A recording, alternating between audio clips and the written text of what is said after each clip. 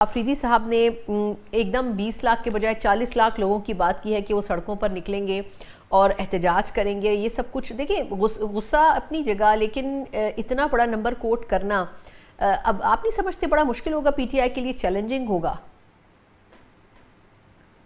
मेरा ख्याल है एक तो पॉलिटिकल स्टेटमेंट है। 40 लाख लोग तो खैर नहीं निकाल पाएंगे। बस एक अगर कोई अच्छा शो भी कर जाए तो मैं समझता हूँ कि बड़ी बात है, क्योंकि पीटीआई ने पिछले 3 साल में कोई काबिल जिक्र ऐसा शो नहीं कर सके, पावर स्ट्रेंथ शो नहीं कर सके जिससे हुकूमत प्रेशर में आए। वहां सिवाय एक दफा जो अटेम्प्ट हुई अली अमीन जंडा के जमाने में, उसमें कुछ ऐसा प्रेशर थोड़ा सा आया था, लेकिन वो भी जायद हो गया प्रेशर। तो मैं समझता हूँ कि सुहेल आफरीदी साहब जो है वो, अगर उन्होंने कुछ करना होता तो अब तक कर लेते। वो अब तारीख पे तारीख दिए जा रहे हैं कि वो 27 को आएंगे तो 28 को आएंगे। अब 27 तारीख की कितनी जरूरत है यार के सामने।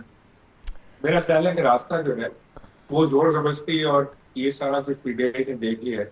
तो रास्ता जो है हम कब से कह रहे हैं कि ये डायलॉग के जरिए ही निकलेगा। नहीं, लेकिन इमरान साहब, अभी सर जो माजरत आपकी बात काट रही हूँ, अगर वो तारीख ना दें तो क्या करें सर? पीटीआई ने जितनी दफ़ा भी कहा जी डायलॉग होंगे, बातचीत होगी, पीटीआई ने कहा आए बातचीत करते हैं, लेकिन गवर्नमेंट ने उसके बाद रिस्पॉन्स नहीं दिया ना। उस दिन भी शहबाज शरीफ साहब ये कह रहे थे कि जी हम चाहते हैं मुज़ाकरात करना, लेकिन मुज़ाकरात के ऊपर कोई बात नहीं करते। नहीं, देखिए, नंबर वन तो ये कि शहबाज शरीफ से मुज़ाकरात करने के कोई फायदा भी नहीं होगा। मुज़ाकरात तो होने हैं, जो दो हरीफ हैं, एक इमरान खान और एक एस्टेब्लिशमेंट, उसके दरमियान मुज़ाकरात होंगे तो बात आगे चलेगी, तो बात आगे चलेगी। शायद ये बात बहुत सारे लोग ना कह सकते हो किसी अपनी वजूहत के बिना, लेकिन मुझे कहने में कोई बात नहीं है कि मुज़ाकरात जामे, और अगर किसी मंतकी अंजाम तक पहुंचाने हैं तो एस्टेब्लिशमेंट को मुज़ाकरात का हिस्सा होना है। अदरवाइज जितनी मर्जी मुलाकात कर लें, जिस मर्जी से कर लें, कोई फायदा नहीं। फिर ऑपोजिशन के अलायंस की तरफ जाए।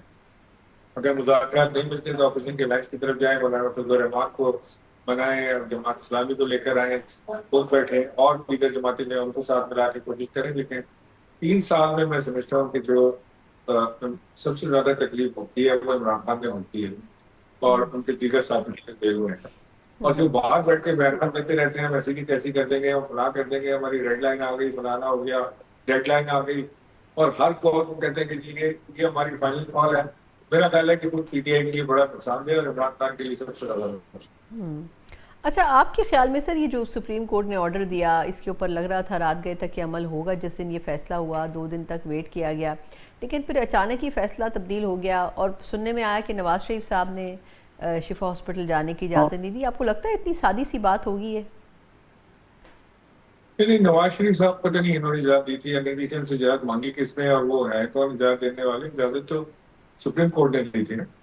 तो अगर नवाज शरीफ साहब ने इतराज नहीं किया अपनी हुकूमत को, तो चले अच्छी बात है कि उन्होंने, उनको भी एक थोड़ा सा एहसास हुआ कि, बल्कि उनको सबसे ज्यादा एहसास होना चाहिए कि इसलिए कि वो जब भी इक़्तिदार में है उसके बाद जेल ही में, उनको भी एहसास होना चाहिए इसके बाद भी फिर ये काम दोबारा भी हो सकता है उनके साथ। तो मैं समझता हूँ कि हुकूमत जो है वो कंटेम्प्ट की मुतरादिफ हुई है, और पीटीआई ने बिल्कुल राइटली कंटेम्प्ट फाइल भी की है। और मुझे लगता है, मेरा कोई खबर नहीं है, मेरा अपना सियासी तज्जिया है कि ये कंटेम्प्ट लगेगी वजीर आजम को। नहीं, लेकिन आपके ख्याल में ये बड़ा सरप्राइजिंग नहीं है कि उन्होंने उसको दायर किया लेकिन उसमें से वज़ीर दाखिला का नाम निकाल दिया? इसके ऊपर पीटीआई का सुनने में आ रहा है कि जो पार्लिमानी इजलास भी हुआ उसमें भी बड़ी लेदे हुई है बैरिस्टर गौर साहब के साथ, कि आखिर क्यों निकाला गया? देखें, सीधी सी बात है, बैरिस्टर गौर साहब के साथ जो है वो पता लगता है कि वो मोहसिन नकवी साहब के मुज़ाकरात या बातचीत उनके साथ चलती रही है। और अलीमा खान ने कई बार खुद भी कहा है, बैरिस्टर गौर ने भी बात को तस्लीम किया, खुद मोहसिन नकवी साहब भी कह चुके हैं कि मेरी बात। मैं समझता हूँ कि बड़ी खुशाइन चीज है कि अगर मोहसिन नकवी के थ्रू ही सही कि अगर बातचीत का आगाज हो जाए और कोई आखिरकार रिजल्ट निकाल सके, तो उसमें कोई अर्ज नहीं। और पीटीआई ने बिल्कुल सही स्टेप लिया है मोहसिन नकवी साहब का नाम उसमें ना डाल के, क्योंकि इस वक्त वही एक रास्ता है, जो जरिया है जो उन्हें उस रास्ते पे ले जा सकता है जो नेगोशिएशन की तरफ जाता है।